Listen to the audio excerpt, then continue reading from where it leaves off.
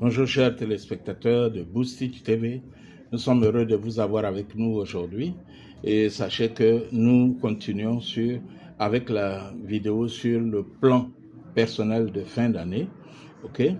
Nous avions la semaine passée parlé de l'importance donc de faire un bilan et puis nous avons abordé après l'introduction. Nous avons parlé donc de pourquoi il est important de faire un bilan, comment faire son bilan. Et nous avions donc entamé comment faire son bilan en parlant de planifier un secteur, choisir un secteur que nous allons planifier, et puis se baser sur des objectifs et faire l'état donc d'avancement de chacun des objectifs qu'on s'est fixés. Lister les événements de l'année avec une chronologie, valoriser donc les réussites et témoigner de la gratitude aux besoins. Et aujourd'hui, nous allons donc continuer avec la suite et terminer, essayer de terminer. Nous allons réfléchir aux erreurs, réfléchir sur les erreurs et axes d'amélioration. Au regard donc, un regard minutieux sur ce qui n'a pas marché, c'est plus constructif de chercher à comprendre pourquoi ça n'a pas marché ou pourquoi on n'a pas eu de succès, plutôt que de se morfondre sur son insuccès, sur son échec si vous voulez. Derrière l'échec se cache la réussite. Ne dit-on pas que après la pluie vient le beau temps? Il est donc impératif de réfléchir sur les axes d'amélioration afin de faire mieux l'année prochaine. Il ne faut pas négliger ce temps de réflexion sur donc son échec ou ses points d'échec de l'année. Maintenant, il faut lister donc, comment on appelle ça, les rencontres importantes et les personnes qui ont marqué cette année, qui ont marqué votre parcours cette année.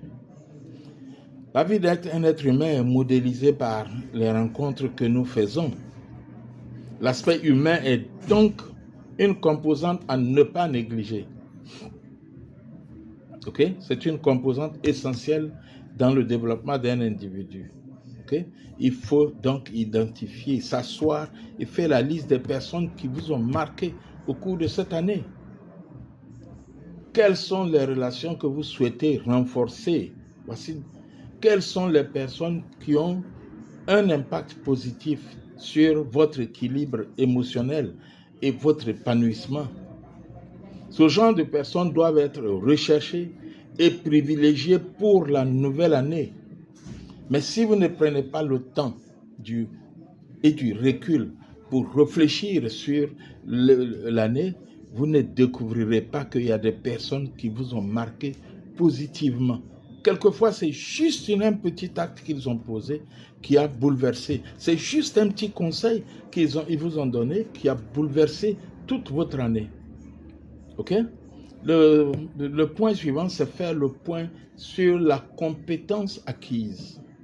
Apprendre et progresser sont d'excellentes manières de s'épanouir et de renforcer notre estime. Par ailleurs, quel que soit votre domaine d'activité, si vous souhaitez réussir, il faut entretenir et développer ses compétences. La question c'est laquelle des compétences ou lesquelles souhaitez-vous développer l'année prochaine? Si vous avez identifié vos différentes compétences et celles qui vous ont été d'utilité cette année, il est donc au moment où vous faites le bilan, c'est le moment où vous devez dire faut que j'excelle dans ce domaine, faut que je m'améliore, faut que je me forme, etc. Très bien. Le point suivant, ce sont les coups durs. On ne vit pas sans qu'il y ait des coups durs. Ok? On ne vit pas sans qu'il y ait des coups durs. Et cette année, excusez-moi, cette année, vous avez sûrement rencontré des coups durs. Ok? Donc, enfin, il faut repenser aux difficultés rencontrées et à la manière dont elles ont été surmontées. Peut-être que vous n'avez pas connu de coups durs cette année.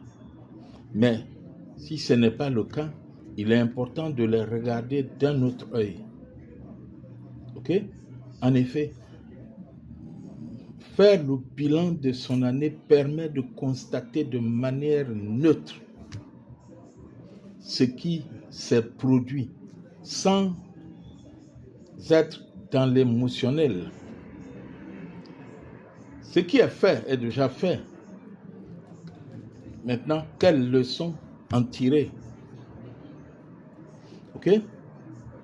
De plus, ce qui paraissait une grande difficulté, une fois surmonté, ne nous impressionne plus de la même manière. Ok? C'est comme quelqu'un qui veut passer le bac, un examen ou le bac. Quand il se prépare, il est vraiment stressé. Quand il a fini de passer le bac et qu'il est reçu au bac, le bac n'est plus un mystère pour lui. Ok? Très bien. Alors, le point suivant, c'est comment préparer l'avenir, donc. Pour bien savoir où on va, il est important de savoir d'où l'on vient. Ainsi, c'est dans ce sens que son bilan de fin d'année est important. Il peut être formel ou informel, exhaustif ou non. Le but est qu'il vous corresponde et surtout qu'il vous serve. Ok? À partir de ce bilan, il est possible de préparer la nouvelle année. Cela passe notamment par le fait de se fixer des objectifs et des résolutions. Donc c'est le moment de prendre des résolutions pour l'année prochaine. Ok? C'est donc le moment de planifier l'avenir. En fonction du bilan que vous venez de faire, quels sont vos principaux objectifs pour l'année à venir? La première chose à faire, c'est définir les domaines qui vous tiennent à cœur. Ok? Ça peut être le domaine professionnel, votre poste, votre carrière. Ça peut être le domaine relationnel, vos réseaux, vos collègues, vos amis. Ça peut être le domaine familial, votre conjoint, vos enfants, vos parents. Ça peut être le domaine financier, vos revenus, votre épargne, vos budgets. Domaine physique et bien-être. Le sport, l'alimentation, le sommeil, le stress.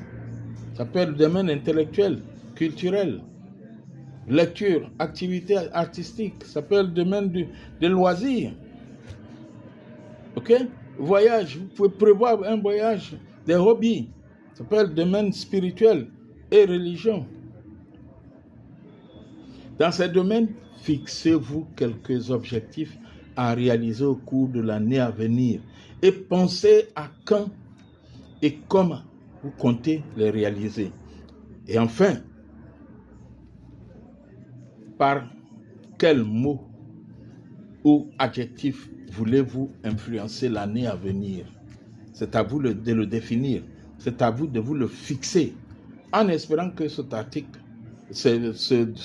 comment on appelle ça, cette vidéo vous aidera à avancer sereinement vers le succès.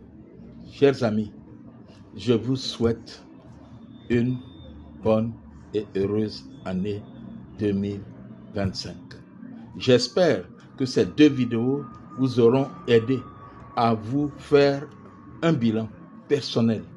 Le bilan personnel n'a rien à voir avec le bilan professionnel. Nous n'avons pas parlé du bilan financier, etc. d'une entreprise. Non. Nous avons parlé du bilan personnel Et n'oubliez pas, le leitmotiv de Boostich, c'est vous amener à voir autrement, à percevoir autrement et à agir autrement. 2025, agissez autrement. À partir de ce que votre bilan vous a permis de percevoir cette année, agissez autrement.